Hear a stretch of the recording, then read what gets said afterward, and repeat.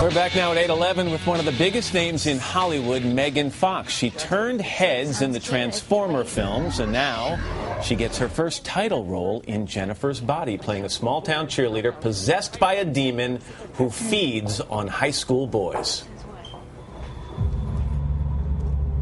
This isn't really your house, is it? No, baby.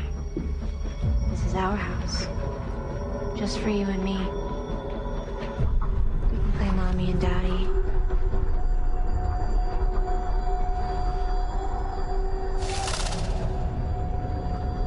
No way. I need you frightened. I need you hopeless. Megan Fox, good morning. We just want to point, she was putting coffee down, nothing more sinister. And you said to me earlier, this is a comedy. You want people to know that. You don't want them to think this is hardcore horror. Exactly. It's not. No, it's a sort of irreverent, dark comedy with some horror elements to it. But people should go into it prepared to laugh, hopefully. To snicker. So there are going to be some snickers here. You're not looking for people to come up with serious critiques afterward. Well, no, not if you're going in thinking you're going to see a slasher or a thriller. It's not that. What made you take this role? Because you're in an unusual place in your career right now. I'm sure stuck between this wild popularity that has been given to you or that you've achieved through these movies, these huge Transformers movies, and this other area where you want to be known as an actress. Right. So tell me about this role as it came along and what made you say yes to it.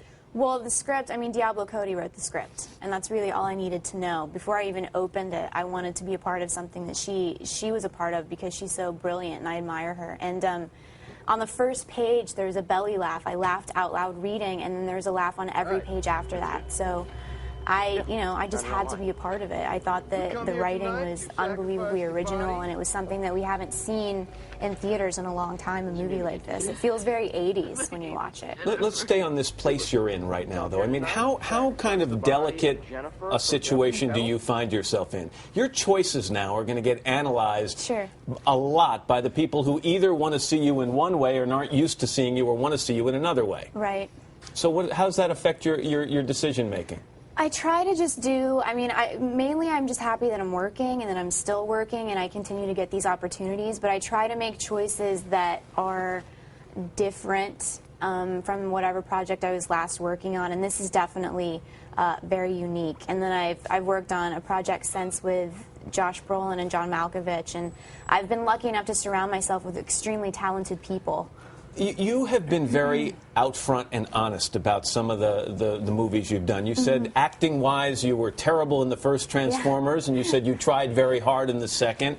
Does this, which is very honest. Does this allow you to expand this role?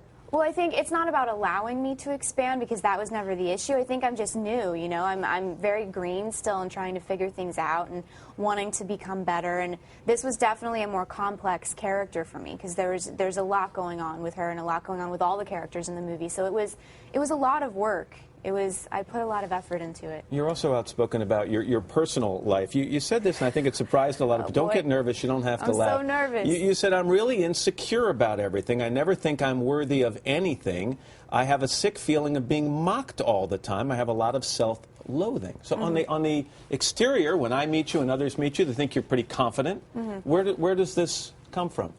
I think that all actors are pretty insecure. And I mean, in general, I obviously can't speak for everybody, but I think that's sort of what drives us into this business is that insecurity. And especially being a woman, I think all women, unfortunately, have some deep-seated insecurities for whatever reason because of how we're raised in society. And it's hard having so much focus put on you all the time. It's hard to maintain that sort of confidence because you're always second-guessing yourself and questioning yourself and feeling like you're letting someone down or you're failing in one way or another.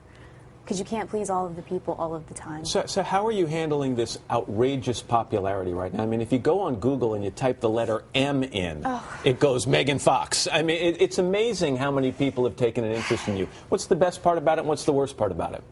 Well, the best part about it, I mean, is you always feel blessed and lucky to have any sort of success in this business because it's so hard for most people to achieve it, and I feel like I do feel undeserving of it, but I feel like it came pretty easily because I was involved in something that was so big and so much bigger than I was, and it opened all these doors for me. The worst part about it is just the lack of anonymity, which is a hard thing to describe to people that don't understand, but it's when your privacy is taken away, or when people are constantly picking apart everything that you say or you do and judging it. It's tough to live in that space every day. It's basically like you're always in high school. You never get out of high school. Hollywood is a giant high school. And as we all know, parts of high school were terrible. Yeah. Parts were great, though. You were going to guest host the season premiere of SNL. Yeah. You nervous about that? I'm so nervous. I have a fear of public speaking. That's not good. That's not good, no. But we'll see what happens. Obviously everybody's a huge fan of the show, and I'm a huge Andy Samberg fan, and I'm really excited to get to meet all these people and get to do something so incredible that I never thought I would get to do. Most people who come through here about to do that say it's the scariest, best experience they ever have. Really? So good luck with it. Thank you. I hope you enjoy it. And the movie is called Jennifer's Body, and it opens on Friday. Megan, thanks very much. Thank you. Good to see you.